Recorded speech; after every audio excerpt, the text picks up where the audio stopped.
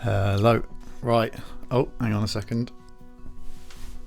Right, I've been meaning to do this video for a while, and I've now written a script because I don't want to go off script with this one. My love letter to Nora Vasconcellos. I want to begin by expressing my deep admiration for Nora Vasconcellos. I've been an avid follower of Nora for an extended period of time, and I've always enjoyed her delightful sense of humour and boundless energy which she exuberantly displays in her videos. That being said, to start with, I found Nora Vasconcellos' 9 Club podcast to be a refreshing perspective on female skateboarding. Your survival instinct as a woman goes off the charts because you're supposed to protect your body. That was back in 2017. It was around 2020. I noticed a shift in her social media, taking a more hardline approach to a number of subjects, including telling the Trump fans around 2020 to unfollow her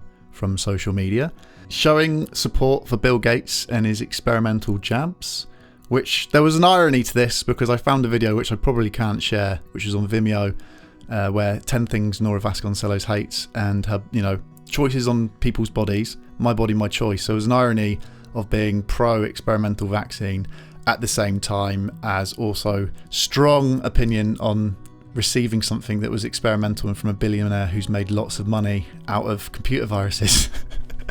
And more recently, publicly attacking the surf champion and amputee Bethany Hamilton on her social media post about trans competitors in female surfing. Today, I want to address the news that the World Surf League has officially made the rule that male-bodied individuals known as transgender athletes can officially compete in the women's division. Which I also voiced support for her opinion. And that's all it is at the end of the day. It's all opinion and noise. And regarding the Route 1 post, a number of people had asked, I left a somewhat immature comment, knowing it was going to get deleted. Route 1's a business. Juvenile and immature comments generally don't wash with, money and business. So the post got deleted, but Nora did respond to it. She said, good one, mate, or dude. And then I reposted that on my social media because I thought it was funny. And then she DM'd me asking what my problem was. I don't have a problem. I'm literally just taking the piss. Like I see an opinion I don't agree with. I'm not going to hate on that person, but I am going to mock it. And that's the weird part of skateboarding right now, is that you've got to have a certain opinion. Otherwise, you get cancelled. You get, mob lynched. We engaged in a brief conversation where, for the most part, I was lightheartedly taking the mick out of myself, which I think went over her head a little bit. I always thought that Nora's humour was impeccable, incredible. But I've got a feeling now that, Monty Python, Ali G, a number of those kind of weird satirical comedies go over some people's heads. So I want to clarify, my sense of humour often involves poking fun at various subjects, including myself. I'm going to be in California. Is it okay that we go for a skate at some time? Yeah, I mean, if I have nothing else going on that day, if there's nothing else for me that I could be doing, and I'm bored out of my mind and just home at my house by myself, and I'm hungry but there's nothing else to eat in the house, I'll buy food.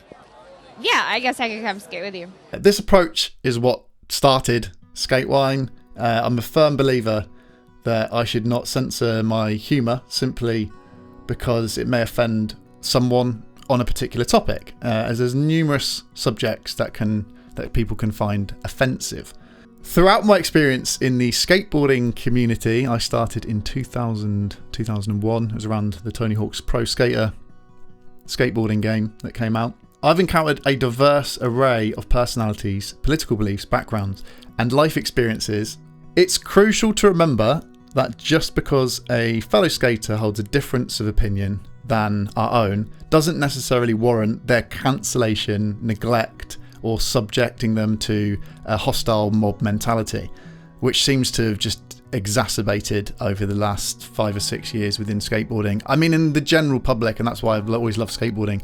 Outside of skateboarding, that's happened. The division, divide and rule, and it seems that skateboarding is becoming very divisive in topics that are mainstream, which never really used to be the case so much as it is now. The vitriolic comments that Bethany Hamilton received in response to her opinion post, a very poignant example of this, and it's worth noting that most of the posts remain on Instagram, so go and have a look at them yourself, because I was actually blown away by how extreme people can be with their comments on other people if you don't follow their opinion.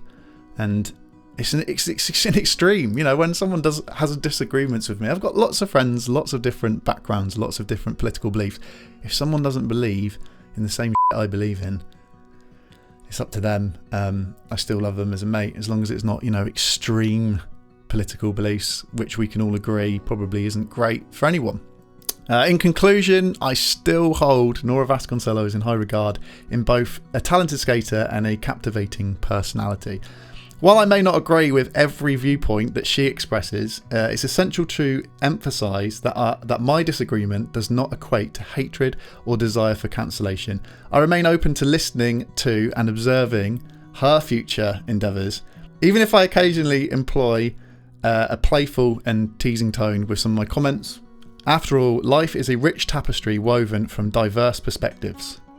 Nora Vasconcellos, I want to reiterate my admiration for you and your incredible attributions to, you know, the greater world and life, as well as skateboarding. I encourage you to continue being yourself. That sounds a little bit patronising. I encourage you to continue being yourself while perhaps considering a touch more empathy and understanding for those whom you disagree with.